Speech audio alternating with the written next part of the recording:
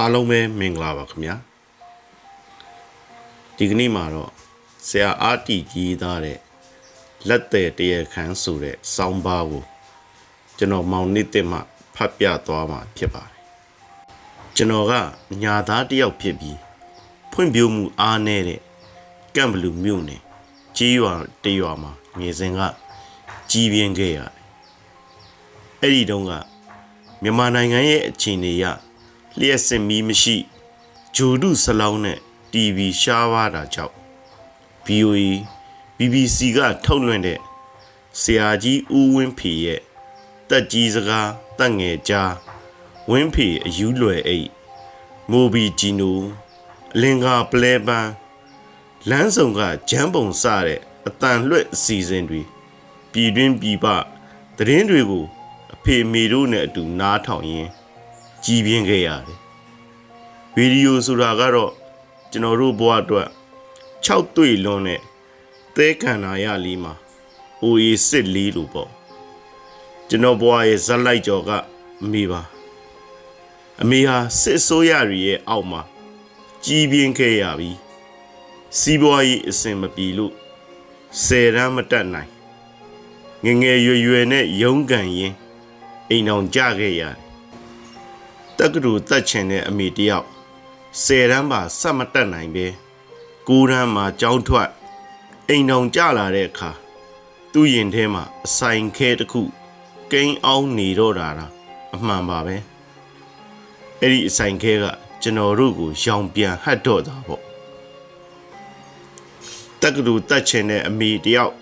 10တန်းပါဆက်မတက်နိုင်ပဲ9တန်းမှာကျောင်းထွက်အိမ်အောင်ကြလာတဲ့အခါသူ့ရင်ထဲမှာအဆိုင်ခဲတစ်ခုကိန်းအောင်နေတော့တာပါပဲအဲ့ဒီအဆိုင်ခဲကကျွန်တော်တို့ကိုရောင်ပြန်ဟတ်တော့တာပေါ့အဲ့ဒီအဖြစ်တွေဟာစစ်ဆိုးရကြောက်လို့အမေမသိလို့လားသိပေမဲ့အမေထုတ်မပြောကျင်လို့တော့မသိပါအမေကသူ့ဘဝကိုအပြစ်တင်ပါတယ်တကယ်တော့အမေဘာအမှားမှမလုပ်ခဲ့ပါဘူးဒါပေမဲ့အမေမှာနောင်တတွေနဲ့ကျွန်တော်တို့အပေါ်မှာတော့မျော်လင့်ချက်တွေနဲ့ပေါ့အမေကကျွန်တော်တို့ကိုသူ့ဘဝရဲ့အဖြစ်တစ်နှစ်တွေနဲ့ကိုးကားပြီးဆုံးမပါတယ်ငါသားတွေဘွဲရပညာတတ်သူဖြစ်ရမယ်အမေတို့ငါလို့မဖြစ်စေရဘူးပေါ့ဒါကလည်းမြန်မာပြည်ကမိဘတိုင်းလူပြောတတ်တဲ့စကားထင်ပါတယ်အမေက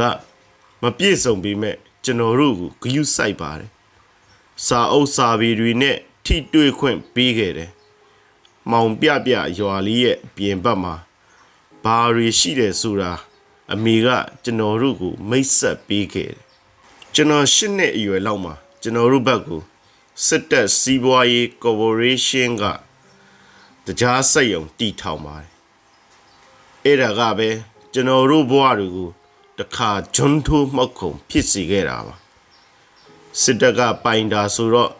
စက်ရုံမှာအာဏာရှိပါတယ်သူတို့ကကျွန်တော်တို့ဒေသမှာရှိတဲ့ခွန်ထမ်းမြေမှာလှုပ်ရှားနေတဲ့သူတွေဖြစ်စေတစ်တော်ကျိုးဝိုင်းမှာလှုပ်ရှားနေတဲ့သူတွေဖြစ်စေကြံစိုက်ခိုင်းပါတယ်မစိုက်မနေရကြံပဲစိုက်ခိုင်းပါတယ်ရာသီသိမ့်တဲ့အခါသူတို့စက်ရုံကိုတွင်းရမယ်မာဆာလာခက်ကတီးနှံတွေကိုတတ်မှတ်အချိုးကျတိုင်းဒိုင်သွင်းရတယ်လို့ပေါ့စစ်တပ်တရားစက်ရုံရဲ့သဘောတဘာဝလို့ပြောရမလားညစ်လုံးလို့ပြောရမလားသူတို့တရားတန်ချိန်ပြည့်မီအောင်မထုတ်နိုင်တဲ့အခါတောင်တူတွေအပေါ်ကျိန်ပြီးဂျောင်ဂျူဂျောင်ကြားပါမချမ်းနှိုက်နှိုက်ချွတ်ချွတ်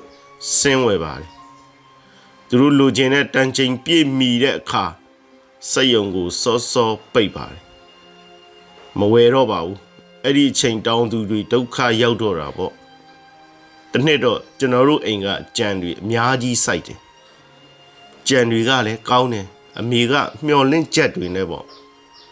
ဒါပေမဲ့အဲ့ဒီနှစ်မှာစက်ရုံကစောပိတ်ပြီးကျွန်တော်တို့ကြံတွေကိုမဝယ်တော့ပါဘူး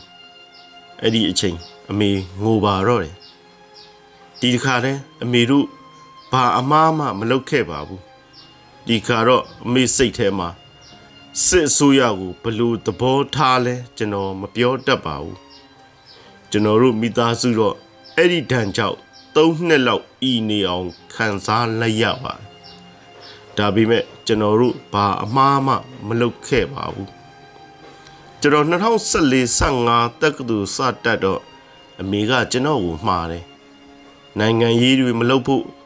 အမေတို့ခေတ်တုန်းကကြောက်စရာကောင်းခဲ့ပုံတွေကိုပြောပါတယ်ဒါပေမဲ့ရေဒီယိုသတင်းတွေစာအုပ်တွေနဲ့မိတ်ဆက်ပေးခဲ့တာကြောင့်ကျွန်တော်တက္ကသိုလ်စရောက်ပြီးမကြာခင်မှာပဲတငယ်ချင်း2 ယောက်နဲ့ပေါင်းပြီးတက္ကသိုလ်ကျောင်းသားများတမကပြည်ပြင်ပေါ်ထွက်လာဖို့ကြိုးစားပါတော့တယ်အမေတော့ဒီတစ်ခါတက္ကသိုလ်ပို့မိတာမှားတယ်တို့များတွေးနေမလားမသိပါဒီလိုနဲ့2021အာနာသိန်းတော့ကျွန်တော်ကတမကရုံးခန်းထဲမှာရှိနေတဲ့ချိန်ပါတည်ကြချင်းငါတို့ဘာအမှားမှမလုပ်ပဲဒီကောင်တွေညစ်ပြန်ပြီပေါ့ဒီလိုနဲ့လှုပ်ရှားရုန်းကန်ရင်ကျွန်တော်ညီ10 တန်းကျောင်းသားက CDM စလုပ်ပါတော့တယ်ကျောင်းဆက်မတက်တော့ဘူးပေါ့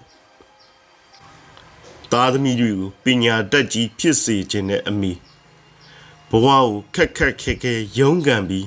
သားတွေကိုကြောင်းထားခဲ့တဲ့အမိဒီတခါတော့သားငယ်ကြောင်းမတက်တာကိုအမိမသားတော့ပါဘူး